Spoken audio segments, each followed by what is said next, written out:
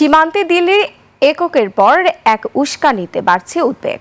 জয়পুরহাটের 5 বিবি সীমান্তে আবারও কাঁটাতারে বেড়া দেওয়ার চেষ্টা চালায় ভারতের সীমান্তরক্ষী বিএসএফ।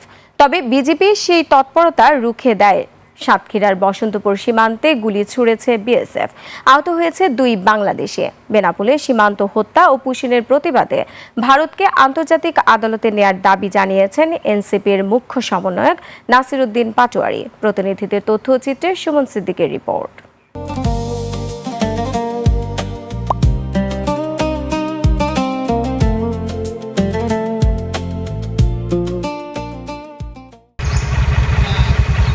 রাতের অন্ধকারে জয়পুরহাটের ঘোনাপাড়া সীমান্তে শূন্যরেখায় কাঁটাতারের বেড়া নির্মাণের চেষ্টা করে বিএসএফ। খবর পেয়ে বিজিবি এসে এতে বাধা দেয়। পরে পতাকা বৈঠকে কাঁটাতার নির্মাণ বন্ধ রাখার সিদ্ধান্ত হয়। স্থানীয়দের অভিযোগ, পশ্চিমবঙ্গ নির্বাচনের পর থেকে সীমান্ত নিয়ে আতঙ্ক বাড়ছে। যখন আমরা ঢিলে দিচ্ছি তখনই তারা ঘিরে ফেলতেছে। আমরা কখনোই কোনো জ্ঞানজাম চাই না। তো সীমান্তে আমাদের চলাফেরা খুব সমস্যা। আমরা যদি জমিতে যাই তো আমাদের ওরা গুলিও করতে পারে। সাতক্ষীরার বসন্তপুর সীমান্তে বিএসএফ এর গুলিতে 2 বাংলাদেশি আহত হয়েছেন। তাদের হাসপাতালে ভর্তি করা হয়েছে।